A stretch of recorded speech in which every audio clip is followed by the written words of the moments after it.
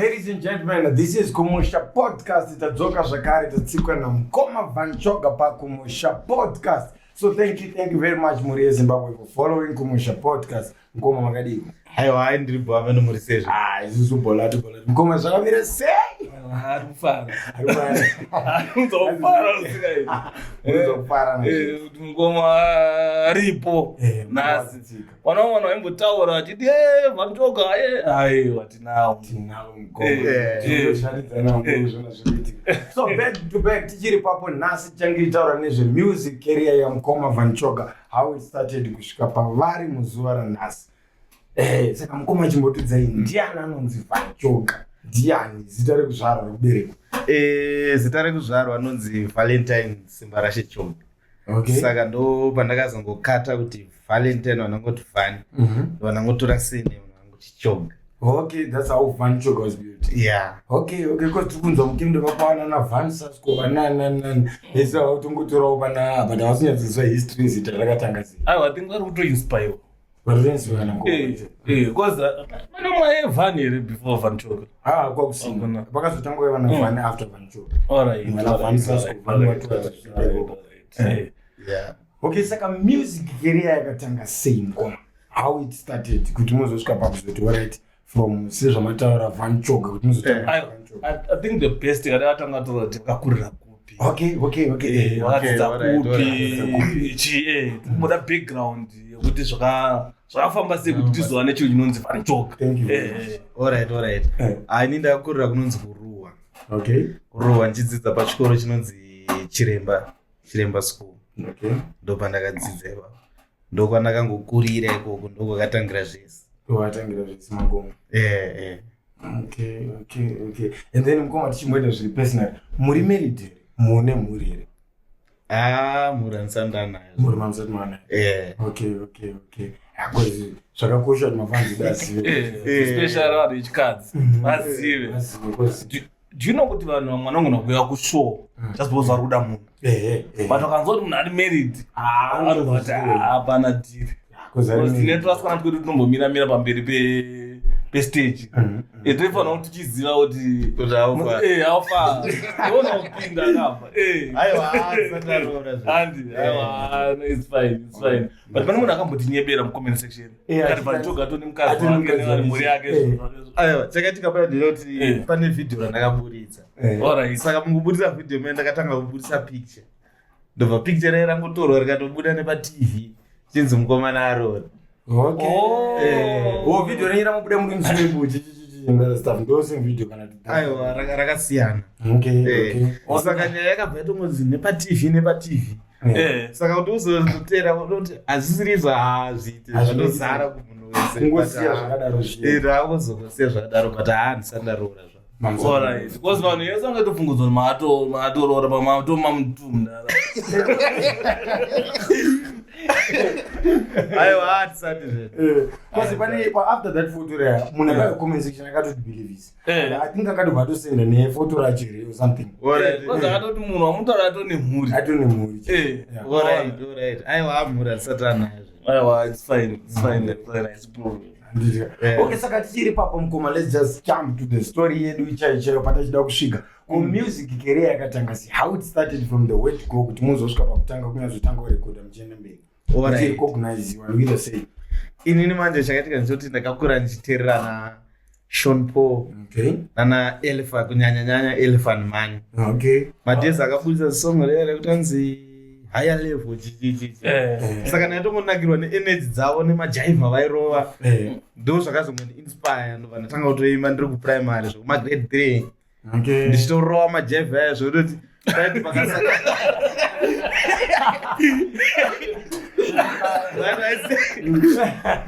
vaiti vakasangana muzvikoro kuenda vasekondari vanechi ndindatongotora mukombe because ndairova majaivha vangu angasati azoita zvaave zvavo but anga akadangorerекera ikoko. Saka madhanzi akatangira kuprimary. Akazotangira kuprimary.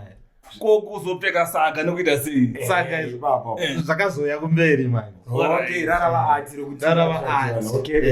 Because takazoita kuti yesaga iwe pane song imwe yainzi ndakadaidzwa kubasa rakamuka kujoza ndisina passport chichi ndikazoita zvekujamba board saka ndakabuda ndine kavidhio kana ndabuda ndine saga saka vanhu pavakangotanga kumonakirwa nenyaya yesaga ndakazoita kuti aiwa saga iri kaira rakuda kutogofambwa naro pesa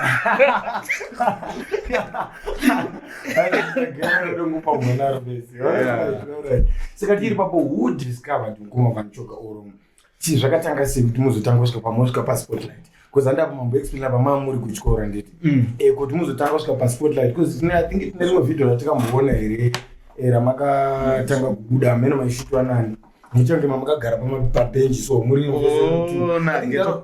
think that was the first video something. How did you start? Can you maybe give us a picture on that? Alright, na Ghetto Crown. Okay. Ndi Ghetto Crown akanitora video ro. Chakaitika ndechekuti ndakaita ka freestyle pakavhurwa studio yanzi Re Music. Pakavhura Re Music ndakadaidzwa kusvika ndichimbouya uimbe rhythm. Okay. Ndo vanoimba rhythm ndo ndaita ka freestyle kamwe so. Kuti joba pakazona nestudio.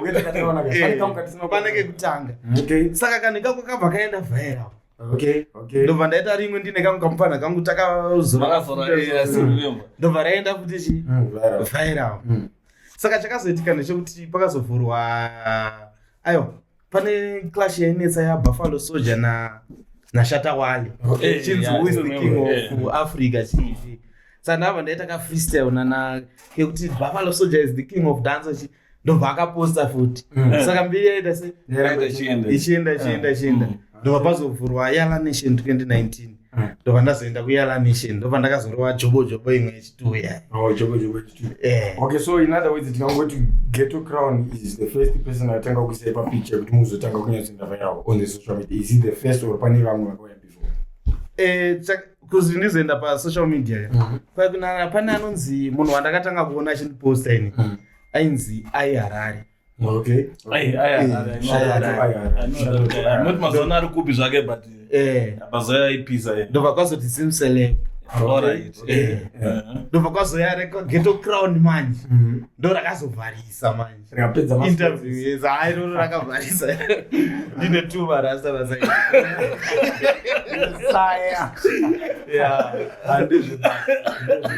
Okay, saka pako studio makatanga kunyazorekoda na music first song in which was that studio makatanga kurekoda the first song kutanga kuimba first song yamakati nhasi ndikupinda mustudio ndikurekoda song ichazotopublishiwa which studio was it before na Yala Nation because I think Yala Nation mazosangana matombo rekoda something isn't it ana torekoda yekuti studio yekutanga yainzi Komplaza Fire Minds Breeders. Okay, shout out Komplaza Fire. Yes I ndo first song yangu was ndakatongoti ndichingorekoda first song mughetto ndo yatovari. Wait, give it this again. That's Marasta man. Okay, shout out. So guys, please let's go and check Marasta man. So tiri papo not forgetting zvakare vanasaura vedu kuti podcasting echendera mberi varipo veCharleston Principal number 1 for Treka in Kempton Park. Not forgetting zvakare kuti iriko kuZimbabwe kuHarare opposite Herald. Ukangonomira paHerald wakatarisa opposite papo unobva waona veCharleston Principal. So kune vaya vanoda anything related to printing, please let's go and support them. Tichiri papo. Saka Mukoma tachibuda mboenda panyaya Yala Nation. How did you meet Yala Nation? Makasvika sei Yala Nation? Yala Nation kwakanzi kwavhurwa studio. Iri kurekoda ida kusumudza maghetto edzichichi. Ini ndobva ndatobva kuti because kwainzi chinyoresa mazita kwakutori neline ndofunga vanhu vanga vakawanda ivavo. Over 100. Avandogona kudarika, vandodarika. Saka takazongobva padhende ndikati aiwa handi kustudio yavhurwa. Tichitosvika paYala Nation vanhu vatatosvika Mukoma Sekalazi vakatomira panze zvakanzi iwe uya kunoku ndinomunopinzwa mustudio vanhu vese ndobva vatakatase kuita noisa asi vakasvika mune masaga ere mundara aivaokonhongwa vanhu vevanhu avikota chataitika Buffalo angabva kuposta vhidhio rekuti who's the king of dance rarichiri kutota se rakachikutenderera kutotrend. Saka vanhu vari mustudio vakagara vabhoda kuti maclip twandaiita kumashure ndobva vatofara pepe ndobva takatosvika takatorekoda. Okay. Jobo. So Jobo was the first record yamakaita kuela nation. Jobo tanga. Jobo ndo yakabuda mu-COVID handi. Ndo yakabuda mu-COVID. Ayo, Jobo That's before COVID. Before COVID, mna 2019. Okay. But COVID yanga yatotanga. Yanga yatotanga. Because I remember the video yakazoonekwa mu-COVID zvekudaro. Aiwa yakazoonekwa. Manje vutamazwe nakaponezesha. Alright, saka tichiri papo Jobo was the other trick yamakatanga kuita neYala Nation. And then mukoma pane yatoda mubvunza, I believe kuti mafans esenyika yese yeZimbabwe worldwide vane zvavanoda kuziva. Kwapa pane imwe contract yatikamboona ikwaseColors vakaita senge pana kudhonzerana. Chii chakaitika? Can you maybe give us a short story with what happened there? Zvangoitika panyaya dzecontract and stuff. No, nyaya dzecontract. Nyaya dzedu dzakatongoitikawo zvese yaka. But kwausiri kutsvaga maviews. Aiwa, mona nyaya dzedze. Nyaya dzakakoitikawo zvedrawing wise but aiwa namukoma wangu seColors ndewangu. Totowira zvekudaro vakatoita show izvozvi havatokanganwa toti mupanho wangu uya so in other words ndingangokuti zvaingova zvimaviews kana kuti zvinhu zvakangoitika for that period chete. Aiwa, zvinhu zvakatongoitikawo zvikatopfuurawo but ukova de but kuda pamwe muri kutyira kuti aiwa kana isofanira kutyira but kuti tida collab mazongobva uYala Nation pasina collab naseColors. At least vangoda kana one collab zvaro.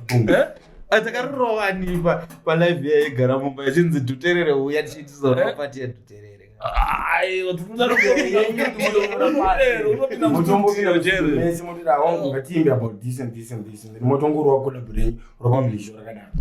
ndichavataura navo, ndichavakumbira mukoma. But munhu akaita seColors. Colors munhu aripo anotonakirwa nekusumudzira magete. Kozi ndakani blog akapafacebook. Dangu hatizoziva. But ndinoziva uri munhu ari right. It's fine. So pakanaka kana kuri kuti muri kuti relationship yenyu namukoma Colors everything is lit, everything zviri kufamba zvakanaka. So anenge atori magete. So ladies and gentlemen, tichiri papo, not forgetting zvakare vamwe vanasaura vaidana kuti podcasting ichiendera mberi varipo veAudio City panumber 25 N Street in Kempton Park. Kune vaya vanoda kutinta mawindow, kusmoka malights, kubrenda motikari, sound system yemotikari, please just go panumber 25 N Street mubva mavaudza kuti makaona advert kupodcast show, mubva maassistwa mopuwa zvakare nediscount. Tichiri papo. So nhasi mukoma Vanchoga vari pano vatitsika vachanga vachiexplaina zvakawanda. Please kune vaya vane mubvunzo, just gather kucomment section yemubvunzo yenyu, mukoma Vanchoga vachiri pano tikwanise kuvabvunza. Thank you very much. Mukoma Jobo yakaenda mberi. Aiwa yakaenda. Handitika? Aiwa yakaenda. Jobo I think ndo yakanyatsoita kuti mutu unyari kuputika pamwe. Ndikana kuchibudira vaya like vacha malive va lockdown. Achibuda nomusa. But vadaika banje usiri. Pakainzi yakazoita kuti zvinhu zvinatsotanga kufaya futi. Pane yandakaita yenzi 21 days mudeni ndakavharira. Okay. Ichocho ndoti ndakazoenda. Ndoya kubuda mumanzi mamuto muzvimauswa here. Aiwa. Iyoyo mamutori mudeni so. Tichigara mudeni vandiwe tichi ndakatsako. I think ndakachona ichocho ndochakaenda. Ndakaenda. Kore screen tindidada yakazobuda papi. Screen dada. Amukona chakaitika. Ndakagadzira intro yangu. Intro yangu yenzi ndinobviro taure chokwadi. Iwe it's Vanchoga. Ndakakoma nayo kwaMzviti. Saka project saka but haabona chi. Kora intro yako haichakwani. Pasara space ndikati haina ndisina zvokuita. Ndatoenda chero. Saka ndopanazo kuti screen dada. Vanhu vakazara mustudio wese kuti ndatoona tayo yato intro. Okay. Saka tikiri papo mukoma Vanchoga, according to what I've seen right now, semunhu atitarisira tambosangana. Picture yamuri kutipa right now today, the picture yatinongoziva painternet is totally different.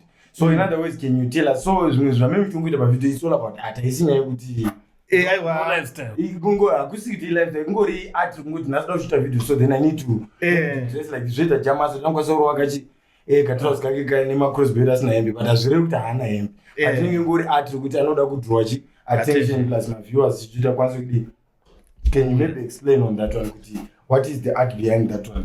Achakaitika manje madhezi aya andakaita kavidhio nemarasta aya hembe dzanana akatopfeka ndo dzananditora nadzo. Okay, advice but ndakazoona kuti ayo atirira kuda kutozowedzera kuti kunodhipiswa.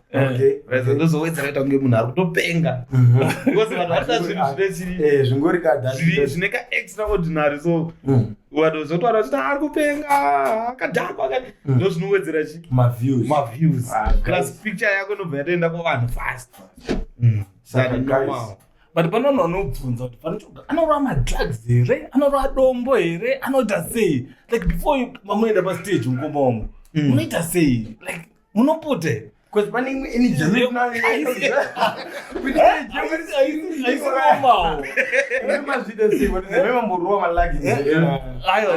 haisi normal. Ukanataitika zvinhu zvitokoreda chirowa handina chinodhaka chinoita chandobata but pakangoiswa beat chete ndikangoona crowd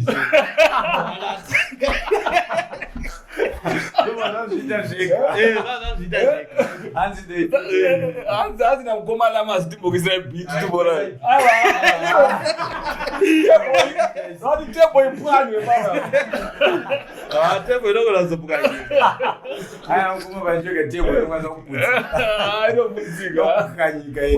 simba lacho nobva musound rokonekta from sound ropinda munzeve ropinda muspinal cord.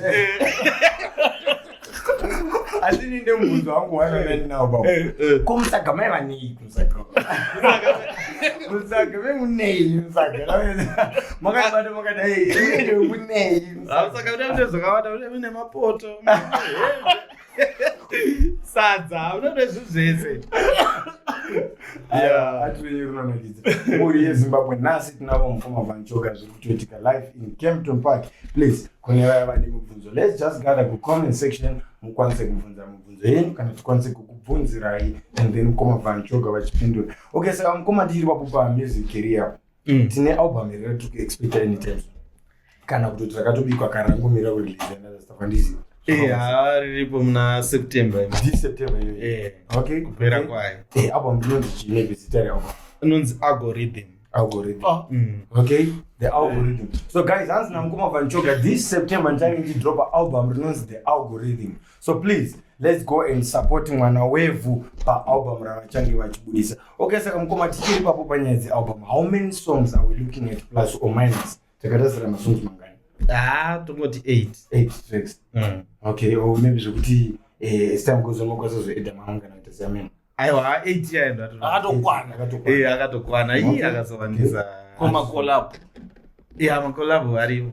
Ndiapi maartist makakolaborita nawo paalbum mukwanisa kungotaura kuti ndingina ndichoshandisa nawo achikitika manje makolab acho masurprise because patona nemumwe kuno kujozo yamapiano nemumwe wekugana. Okay, states vane 3 makolab. The movement is very big. Much America, Ghana and South Africa. Asi wenyu mtwini wenyu yoko. Aiwa taikutonye yesong eyewaipoyo. Namukoma Vanchoka. What happened? Tichakusanganisa ipaipa. Eyewaipoyo pa. Chakatisanganisa manje. Eyewaipoyo aipisa rugana. Inchipisa ndiri kuZimbabwe. Saka chakaitika chekuti vanhu vekuZimbabwe vaienda macomment section ekugana vachinoti uku kwedu kune ari kudaiwo vekuku vachiendawo vachikune ari kudaiwokugana. Saka ndine mumwe mufana wangu so anonzi Boskawara ndiyakabva ngoti ari kuenda chii rega ndigadzire collab ndikatofunga kuti ari kunyeva ndikati vanhu vekugana manje vanobvumira zvikanzi aiwa mira nditaura navo asi notaura navo zvikanzi hataita kutsvagai but tashaya tobata papi sei ndopakangotaura navo ngoma ndo varatorova. So ladies and gentlemen, tichiri papo paalbum havana kuzomenshina zvavo mazita but hanzi namukoma Vanchoka rimwe collab richange riri kuSouth Africa, Ghana nekuStates. So please September Mukoma Vanchoka vachange vachidropa. As Kumusha podcast we are responsible pakuzotongokuudzai kuti album richabuda muswani. So zvachete change tichitaura Mukoma Vanchoka vachiti update about my dates kuti change zvakamira sei. Kuti album richazonobuda zvarini, and then tobata kupai. Not forgetting zvakare Mukoma Sulumani Chimbeto vane album richabuda kuti zvakare this September. Remember tinadzo nyaya dzese dziri kuitika mumastreets tisu vanhu vacho. Okay, saka Mukoma apa nyaya dze-energy akumanipedza nepanyaya dzesagaupa zvinenge zviri musaga.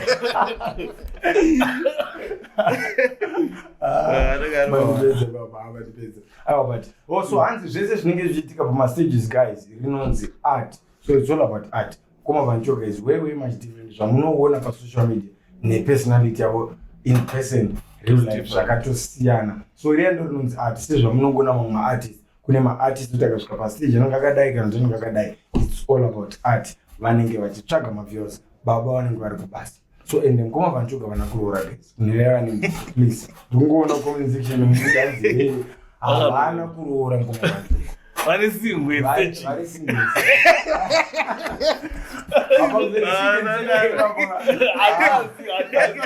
But you are not kuroora. So ameno kunireva vachitsvaga open vacant amen. Mozo Zambia, please motibata follow Kumusha podcast show and then tigozokwanisa kuzeti mabata sei. Saka chimutudza Mukoma, who is the manager paVanchoka music movement? Who is the manager? Alright. Kana tiri kuno ku area reku South Africa ndi DJ Lava napo. DJ Lava napo. Kana tiri ku area reku Zimbabwe ndi anonzi Tapiwa. Okay, so shout out to DJ Lava na Tapiwa. Okay, saka mati ku Zim side kuna Tapiwa. Zim side kuna Tapiwa. SA side kuna DJ Lava napo. Okay. Masangana sei na DJ Lava adi mutori na DJ Lava na DJ Lava napo. Masangana sei DJ Lava napo munhu wekuti takasangana masangano atakaita munhu wekuti pandairova mavhidhiyo angu sandina kutozikana. Okay, munhu aitongoita se support achinditi wakaipa chiramba uchirova plus munhu akandotanga kundiunza muno muSouth Africa. Alright. Ndiye munhu akatanga kundiunza. When was it? Pakatanga kuunza ikuno. COVID chama 2019. Ayo, paisha ichangopera kwati pakati payo. Oh. Mama uroma mashozi pakati peCovid. Pane madezi kunokupa kwairo. Okay, pakambovhuriwa mishana. Alright. Yeah, I still remember. Saka makabvira kudhara. Ndikuona Mukoma Tapiwa. Tapiwa ndaimanejwa na blaze yake. Alright. Inonzi Shanda. Okay. Saka munhu akazinga ango busy no andazongotanga kumanejwa nemufana. Alright. But how do you choose a manager? Because pana mwana report ya pana mbota anotota ni anja manager. Andizoti ndo second say kuti uyu ndimani ndingaita uyu manager kana kuti chi. How do you choose kuti ayo wangu wakundida kuita manager wangu? Manager. Panyaya management panoda kungonzwisana. Alright. Apadi kuita kunge vanhu vari kuvigirana zvinhu. Zvekuti guys vanapa pane nyaya iri vasina ND Junior. Please tokumbirawo kuti Vanchoka anoroora musikana ari kumutevedzera Vanchichi.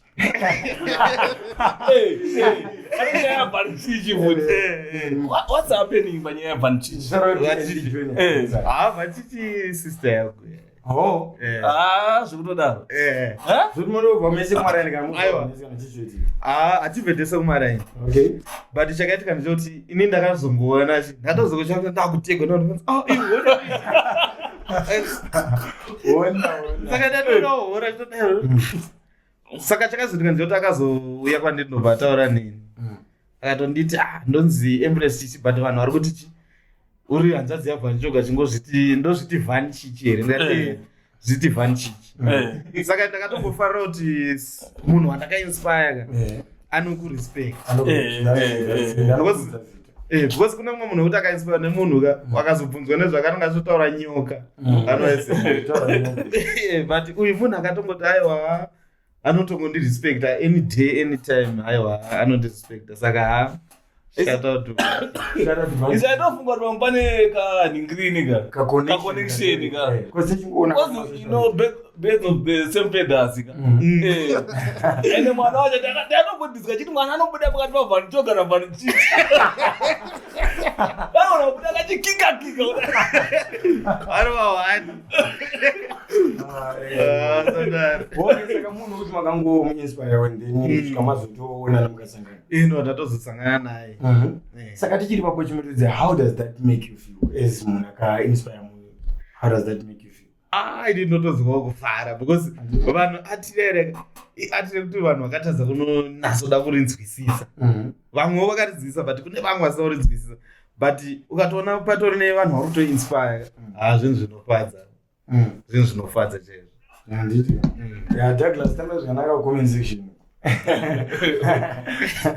Okay. Kwese chogara kuti Vanchichi atori kana hanzvadzi yavanchu kana atori madhama ameno taingotongogaya tiri kungoona videos on social media kuti maybe they are related kana they are part of the women. So zvotonzati imimi kana mukaita show yamene muchinzi makahosto ya the big artist ari papost Vanchichi munotomisawo kutoti totomisa totadzomisa because munhu anenge achitongosapotawo munhu asapota mawaves. Okay, so chiipapo mukoma Vanchoga chimududza, what are the other producers amamboshanda nawo maybe chiro panga pa album kana previously papa before pane producers amamboshandidzana nawo? Can you maybe mention those producers amamboshandidzana nawo tichinzwa kuti zvinofamba sei? Vakawandisa. Usingazataura wani ukanakona zofona kuti haunataura but havese vanongoriproducer tochata navo. Alright, pane wamunoti uyu ndikasangana nauyu ihit. K Jones. Shout out to K Jones. Alright, anonoka kupi K Jones? K Jones anowanika kumabhuku. Mune contact yake. Contact yake naye kana Instagram kana kuti Facebook because pana mwana tori mabhuku anonga edo recordwa. Ukangoenda pa Facebook kana kuti Captain K Jones inobuda, pa Instagram Captain K Jones inobuda, YouTube Captain K Jones. It's fine. So vari mabhuku hanzi kana muda urekodha kuna Captain K Jones. Mukuru wemahits kumabhuku ikoko. Nonide kumusere kuenda kumberi kuside kuya. K Jones anopedza. Unopedza basi. And then vamwe futi vamamboshandizana navo vanenge muri kuti apa ndoshanda navo. Panoita hanzi Simple Solid. Simple Solid ndewa. Because plus Simple Solid pamaproducer ese angane mbiri. Simple Solid ndiye munhu arotanga kutodidaidza. Okay. Akatoti shamwari uya kustudio. Ikatobvunuka kuti kudaidzwa neSolid Records. Otherwise saka aiwa munhu andotorespecta zvakadai. And because he's one of the biggest producers atinawo muZimbabwe. Simple Solid ndotomumfollower tinomuona plus anotomboita akarekodha munhu ombopusha videos watu vanokwanisa kuona kuti what's happening. Shout out to Simple Solid wherever you are, my brother. Keep up the good work. So tichiri papo, not forgetting zvakare vanasaura vedu vanotati podcasting yechindarira mberi varipo veLimpid Fencing Arts and Projects panumber 25 N Street. Kune vaya vanoda kuitirwa mafensi, magedhe, welded mesh fencing, zvese zviri related to fencing, anything security fencing including cameras. Please just go panumber 25 N Street and support them. Vachange varipo vakakumirira. Just tell them kuti makaona this advert pakumusha podcast show and then mova maitirwa zvinhu kuchange kune discount yenyu yakakumirira ikoko. Saka tatiri papo pamaproducers koma muna vamwe here futi zvepalist because list inofana kuti list toda kuti Oskid, Simplex, Maz on the beat. Okay. Kana kukunyaya hip hop Maz ndiyakatorekodha song yena White Boy. Maz, I don't know what's happening with Maz, but that guy has got potential. So much potential. Anopusha basa rake. Anogona. But I think arongoleka pakupusha. Arongoda someone anokwanisa kungompusha kudai so. Maz is a good producer. I don't want like. He's a very very good. And amboshana naye Maz. Like no ina ndiimbe zvangu but I'm that kind of person whoti ndikaona kuti atrako ribo tunongowirana tunongoudzana kuti I remember the first mic yakaita Road ndinakamutengera Maz. Ndakoma wangu andinachi mic ngatahamba nomuenda kutsvagire vandamutengera mic Road andizoti azoendesa kupi but I like Maz and respect ari humble. So pakatoita song naVan Choga, I was like, no, this is it. Exactly.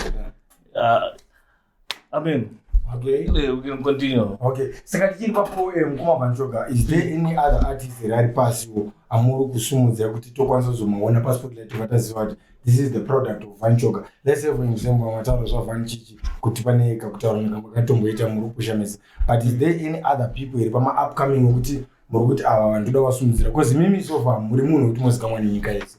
Van Choga is a very very big name, is it? So zvinoitika zvekuti munhu akasvika kwamuri kuti Mukoma Van Choga ndachikumbirawo kuti mundibatsirewo kana ndikwanise kuendawo paspotlight, ndikwanise kurekodhiwawo kana ndikwanise. Is there any other people that you are helping kuti tikazowaona masilight zvati this is the project of Van Choga? Pane mpanhari kunoku kuSA anonzi DristX. Okay, anobatika pamasocial platforms api? Aripo paFacebook DristX, paInstagram DristX, vese aripo, Twitter same name. Okay. Saka mune zvamuri kutomboita naye here kana kumbomupawo kana chikolabo kana chikungomotivata kuti sezvo mimi tamboti muri munhu anozikamwa nenyika yese, if you can collaborate with that person zvinoboostawo following yake or energy and stuff like that. Pane imwe yatakamboita apa izvozvo, pane imwe yatakaita yatoda kutorova video tisati tadzokera kuZimbabwe. Okay. No, shout out to Mukoma Matauro. Matan DristX. Shout out to DristX where you are, my brother. So guys, sekumusha podcast show guys. Tinokwanisa kukurekoda pano tina recording studio kune vaya vanoda kurekoda music. So what we're going to do, we're going to pin in number the studio ku comment section kune vaya vanoda kurekoda. Tichatomboona kuti kana unenge uri pere Mukoma Van Choga kana vaine time zvokuti kana vari free vakwanisa kumbosiya something. So kune vaya vari kuZimbabwe kana vari kupi vari muSouth Africa kana muchida kurekodwa, please just check kumusha podcast show zvachaita, tichapina number ku comment section. You are free to come and record. Mungotaura nene pa number idzodzo mopuwa prizes and then mobuka time yenyu. Our prices are very very much friendly kune vaya vari kutanga, and then to those vari kutsvaka vekusaini, vari kutsvaka management, this is the right platform to contact. Mukatibata tinokwanisa kusanganisa nevanhu vanokwanisa kukumanagera zviri legit, because there's some of the managers are not contact vachitsvaga vanhu vekumanager. So please kune vaya vanenge vachitsvaga management, follow kumusha podcast show and then bata number dzatichaisa ku comment section, and then tokwanisa kukubatsirai kuti vanobatika sei, even for my bookings, vane michato, vane chichi vanenge vachida kubhuka. Remember kumusha podcast show is the platform yevanhu vese yekuti zvese zvamoda munozvitsvaga muchizviwana, tokwanisa kusanganisa nemaartist amunenge muchida kucollaborate now in the near future. Mukoma, mufanira kunge mutori nemubvunzo. Mubvunzo wandinawo ndeyekuti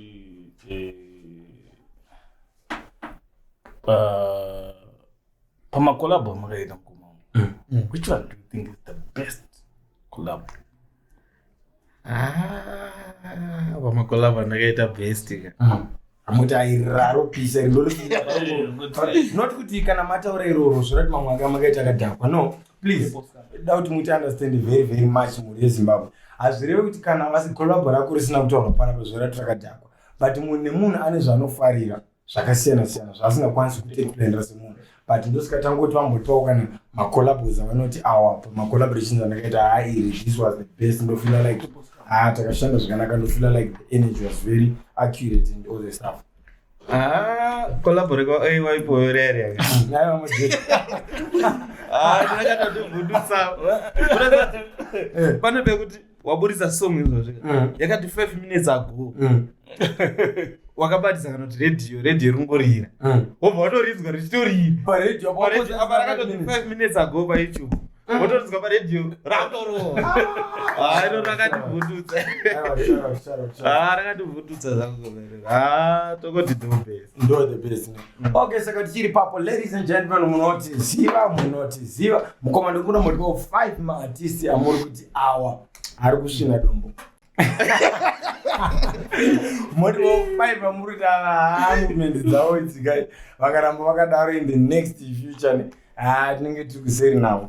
Please tap the screen. Thank you very much for checking the screen, guys. As you can see it now, Mukoma Van Choga live in Kempton Park Pakumusha podcast show zviri kutoitika live. Kune vaya vane mibvunzo, please gather in comment section. As I'm looking for a serious cute guy, I mean very cute, but I have 6 children with different fathers. kana chichikubwa tamba nevamwe zvakanaka kuconversation. Aiwa, ritana chichikubwa, aiwa, please. Kuconversation ngatambe zvakanaka uko, guys. Thank you for joining the live, Shingi. Yes sir. Saka mati chimukoma tichiri papo munotiziva. Chimopa 5 vari kusvina muri ava vaka. Vari kusvina uyo. Not Facebook remurwizi rara. Ini tikanyemba hatina wadurikuziva.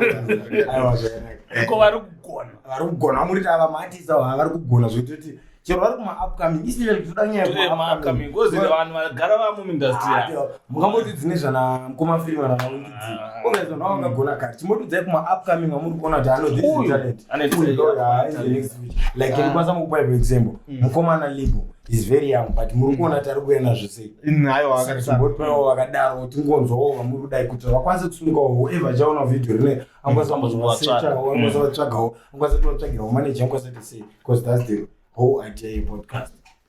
Pane umwe musikana anonzi Nevin so. Munhu iye anogonesa zvekudaro. Anogona zvekutoda. Dai anobatikawo kuma social platforms api Nevin. Kune vaya vanokwanisa kumutsvaga, vanokwanisa kumubatsira. Because kune vanhu vanokwanisa kubatsira maybe ne-recording studio, kune vanhu vanokwanisa kubatsira financially, kune vanhu vanokwanisa kubatsira nema-ideas. Ati kwese kubatsirwa. Anobatika paFacebook kana anongonyora kuti Nevin. Anobuda pa-Instagram Nevin, pa-YouTube Nevin. Anobuda. Aripo pese. Okay. And then tichiri papo palist endiramberi nelist yenyukoma mati number 1 Nevin pama upcoming vasati vanyanya kuenda mberi zvavo but vanonyatsogona zvokuti unoona kuti munhu akangowana mukana wokunzi apinda chete chakachaka kwavakaita Drist X number 2 number 3 mosani ngoma asofando vandoziva vave varipo but ndakutatikanganavazivazi kana kuti muri kuza vadara kuti vamusina kutaura vari kusvina nguyo aiwa hanzi namukoma vanchoka kana ndisina kutaura zviri kuti uri kusvina but list inokwanisa yazongorebesawo muchikamu chedu okay saka mukoma vanchoka chimodudzai pamabookings kune vaya vanongoda kubhuka mashows how does it go kana kuri kuZimbabwe 078 227 5866 okay kana kwangu SA DJ Lava number zenyu DJ Lava drawing tokumirawo number dzenyu kamungoti dedzera tichiudza vanhu papodcast kuitira kuti kune vaya vanongoda kubhuka 0677 596 341 so ndo number dzinobatika mukoma vanchoka idzodzo manager wavo ndo pavanobatika kana kuri kuSA side and then kuZim side mukoma vanchoka vataura number please let's go and support mwana wevhu kune vaya vanenge vane mabhesha vanenge vachiita ingava michato ingava chii for more entertainment mukoma vanchoka vanobatika so panumber 2 dzataurwa idzodzo please let's just go and support mwana wevhu zvinhu zvikwanise kuitika yes sir pakanakizika it's a very very great honor to have mukoma vanchoka muna studio because conversation ndo imwe iri kutipisa conversation mune mvuri ndoda kubvunza kuti zvoni mukoma vanchoka vari kuenda here kuClash vari kunopiwa here DM Clash ndema upcoming artist. Mukoma vanchoka vachakwani kuma upcoming. Atichakwani wazotwa nomwezi 3-4-5 years vari muindustry then vatinongozi kuma upcoming. Apa timbida D tikamuti ma upcoming. Mbida zvirangu. Mbida ka yes. Mira pana mbida baba kwa mbida is not an upcoming. Asi why is he featuring me? Why tadaro mbida akatanga kare kare. Tatombori na Libo pana paitotaura kuti the very same thing. Mbida D tinotanga ngomizwa nhasi nekuda kweCup Clash. Mbida D existed way before the Cup Clash. Muronzisa. Munongoti maybe angasati angopinda zvake zvakanyanyisa paspotlight. But izvo zvinhu zvakuenda pamanagement mudara pane chinhu chokuti kana warecorda music handiti unokwanisa kusanyatsokuipusha zvakanaka kuti iende paspotlight. One song yambida D. One song yambida D tikwanisa kutsvagira izvo zvitumbodilana vanchoka kana mbida afungudzwa kuti anongokwanisa kuuyawo panapa anongouyawo panapa Cause mbida jenga fanunga agenda kuma upcoming. Mubvunzo yei. Ko Van Choga wakambosanga nawe here na madzibaba wiki nero.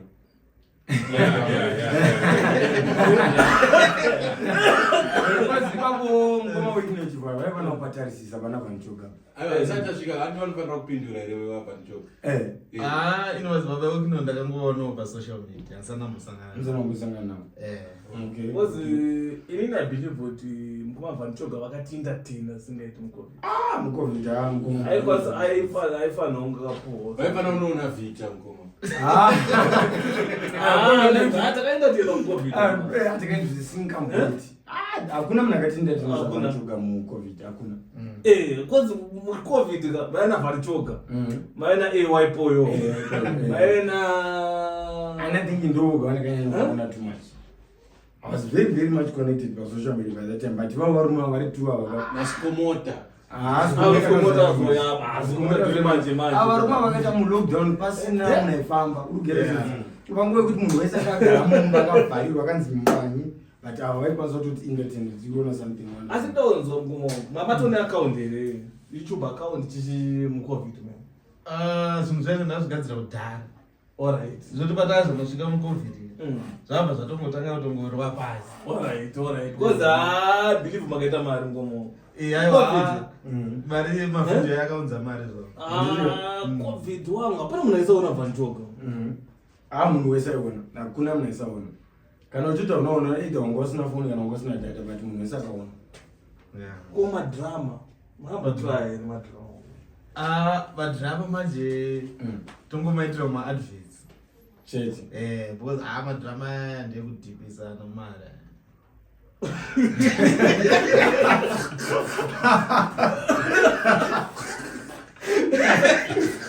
Guys, don't forget to tap the screen. Don't forget to tap the screen. Tap my screen, guys, and follow Kumusha Podcast. So we read my drama about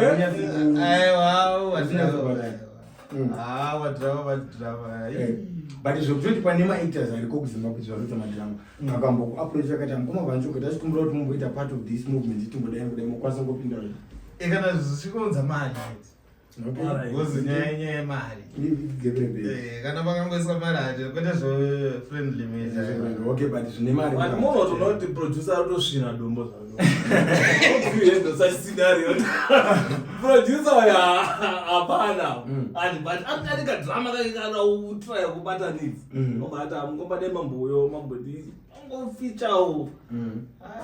How do you handle such situations? Madrama angu drawing madrama. The other thing that I don't know is collab. Kuti ko munhu akauya achiti kuda collab. How do you handle that? Mubatarisa moita sei zvofamba sei like because pana munhu akaona ma upcoming anoda kuita ma collab nemi and but havazivi kuti chinofamba sei. Pane mari kana ini mwana ichitaurika mberi ngoti bwa unza manoda 200 US pampaka tichienda. But amana ini yo songa yako inanakidza. Tunoita right. Kana munhu akauya songa yake ikangonakidza. Aiwa atoita mahara. Atoita mahara. Ko ikasanakidza. Ikasanakidza. Auna badala.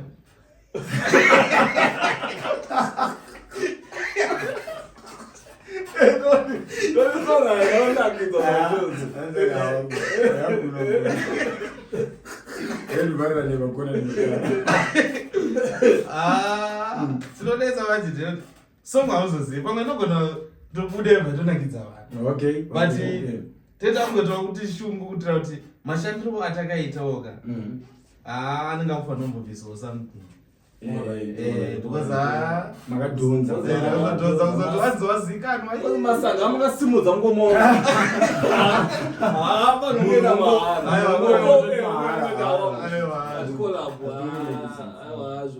no it's fine because vakawanda mageto youth kuti anoitoda kutoti daita ngoita collab nomukomana but azozive kuti because munhu anotonyana ne$25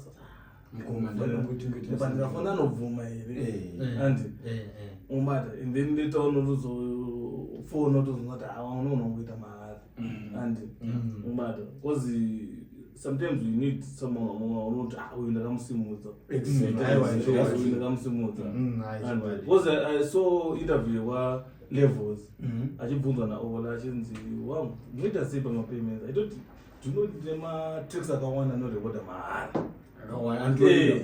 kuti geto iti tikatongouya tikangoti kumaLevels please handina na sendi but asi ukangondiconvinza chete ndautokurekoda.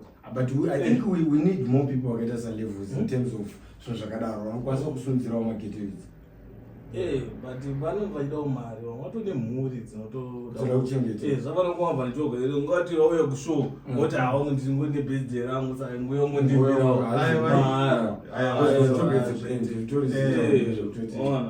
saka I believe kuti kana pane mapromoters and please you must pay bhadharewo mari dzinoita kuti munhu aramba achiita se achienda mberi and kuti tizoona zvana sina zozonzi wangu 50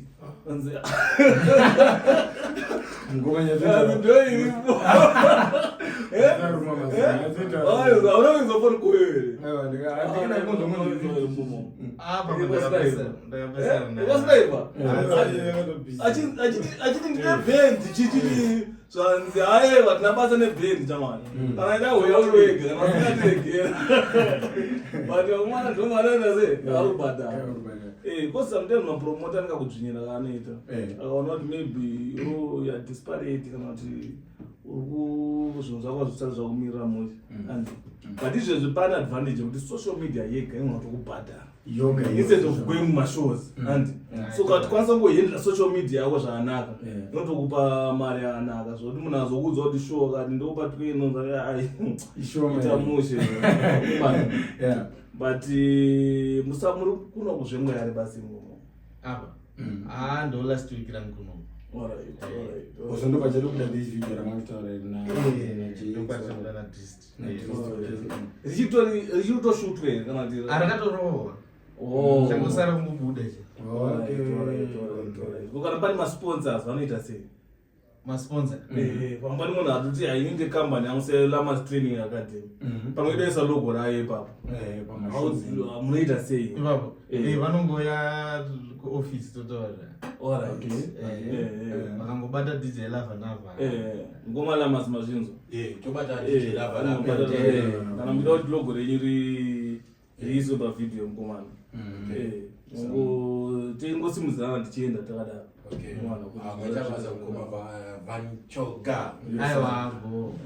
saka tichiri papo hamoti zobvious mubvunzo ipei chingatopera hanzi vane shoka saka atingoti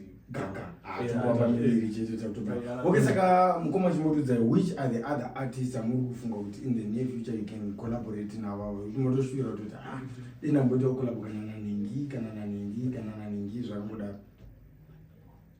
amunoti havandoshuvira yes hamusati maita navo but munoshuvira kuita navo zvototi if they can see this video vanokwanisa tozofunga because munhu anokwanisa tori nesementality yaiyoyo hamusati mambotaura so akazoona that vichamukwanisa toona kuti munhu wangu that's the chance shamwari yatitosakaona video ravo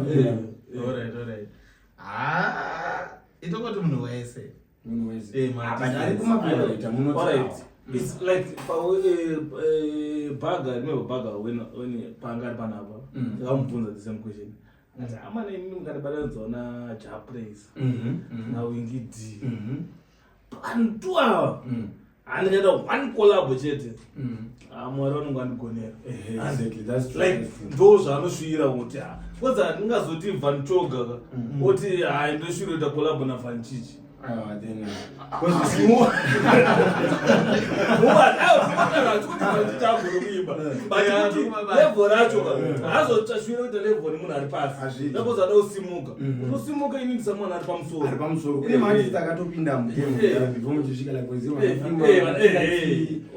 vana Jamaster vanani so maybe by least vanhu vavakongosaona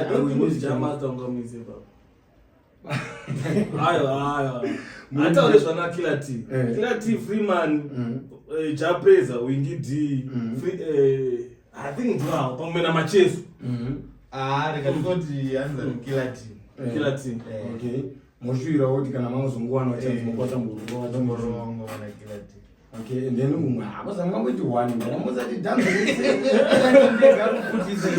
legends akaona ayo wakasema legends ka zvapana na wing kutokoti bigger kwake kuti ndaita energy wachoka ndakamuizvonika aichitiza nekubuda kwakaita mabhidhorani abandakana wingidhiga is one munhu anokwanisa kurecognize vanhu from the ghetto handi ndo munhu andakaona ukatasa vanhu akaimba pamatracks ake ka akawandisa zvoti anenge atona art kuti Vanchoka ane art handi ikandikuimbe mubana wangu handi plus kutoimbwa na wingidi unotokupusha in a way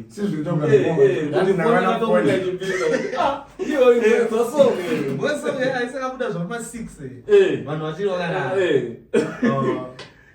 guys kumberi kupana guma wifi kwa kumana tambezwe nako pana guma wifi kumberi kwa tambezwe nako hayo maguma wifi man okay saka mati mkoma wiki wangu imbane zvenye ndeni ngaba mamukafoneka sana tatichiri kwa mkoma chimududza umwe ma artist futa moti awana ndikangocollaborate nawo ndofila like zvangu zvinenge zvitenda umberi international ndikacollaborate amwana na Sean Paul. Okay, Sean Paul. Yeah, bro. Mema to pinda moto zata hapa pale. Aiwa, mawani. Anditi na? Saka tichiri pa pen then pama promoters mkoma Vanchoka. What are the other promoters I'm moving out kana ndika concessions and ma promoters akadai in terms of my live shows nekudai na DJ Lava zvinokwanisa kubatsira kuti production nyingi chenda mberi. Zvinosati ngaisati pangu mapromota anozona dzomadzima stawo. Okay. Semunhu ndakatopinda 2020 mucovid. Saka pangu mapromota handinazo kasi handazomaziva patongoti vese vakatarisa mapromota. Aiwa tiri free kushanda nesi. Muri free kushanda navo.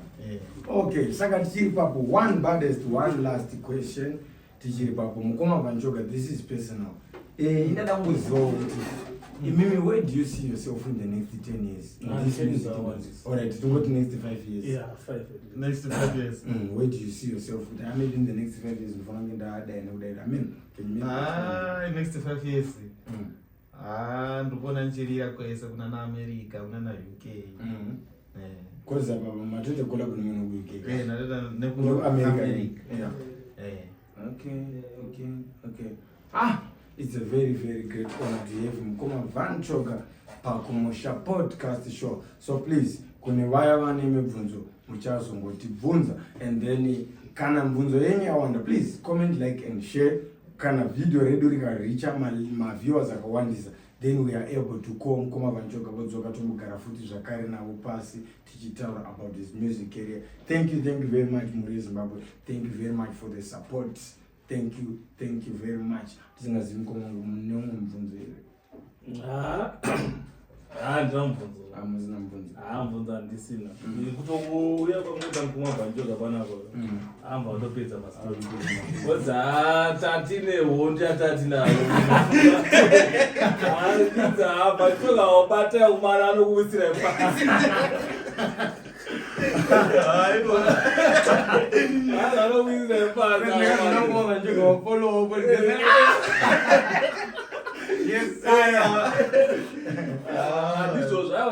Sometimes do you know what controversy need basa rinde mbele because banano settle za Vanchoka panguwa hiyo wakati Vanchoka ndio upi wanaona settle Vanchoka nazona Brisbane and vanebada kuti Brisbane yeneba video ya Brisbane warora anozoya kukomeze zvanzaye kwa video yangu yaiwa ndei yaya not ndiani wewe vanhu vakatanga kutsvaka Brisbane kuti Brisbane ndio upi ngene sasa sometimes patent taura zvatiitaura paipo it's not like tikuvenga vanhu vatuita sei but totopusha in a way but topusha zvokuti iwe ukwanisa kuteerera zvatikutaura kuti tikavapanamba kati Vanchoka munhu bo Vanchoka munhu anongotarisa tototi hai ndizvenyu izvo but kakudzwa kuti Vanchoka ari kusvina dombo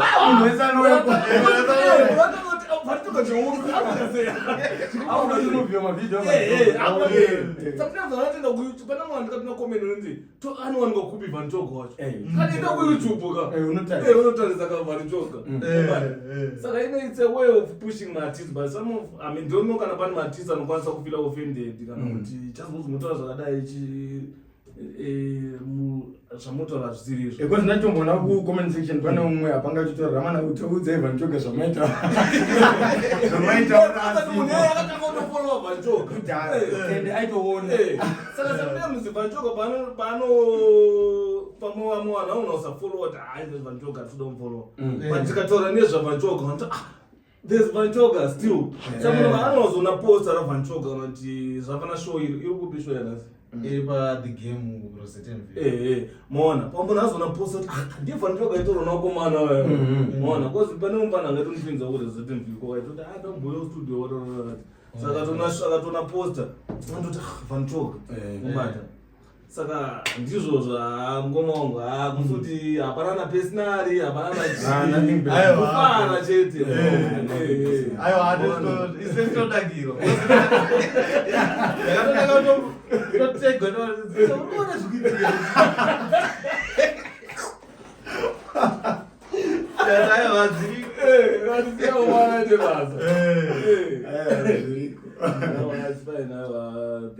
Wasaka mati nasi show iri kuRosetten View. Guys, please kune vari kuRosetten View ne. Please let's go and gather ikoko. Kunonzi chimbo vanonzi chi study club. Panonzi ba the game. The game. Rosetten View. The game lounge. The game lounge. I know area inonzi La Rochelle. La Rochelle.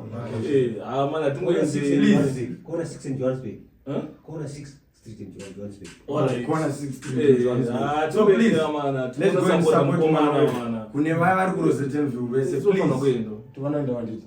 Yeah. So please, change tiri ko zvakare sekumusha podcast. Ukaona makamera zangobudira zvakamwana. Pawana svika panzvimbo, aiwa tofana support wekwedu mana. Anditika.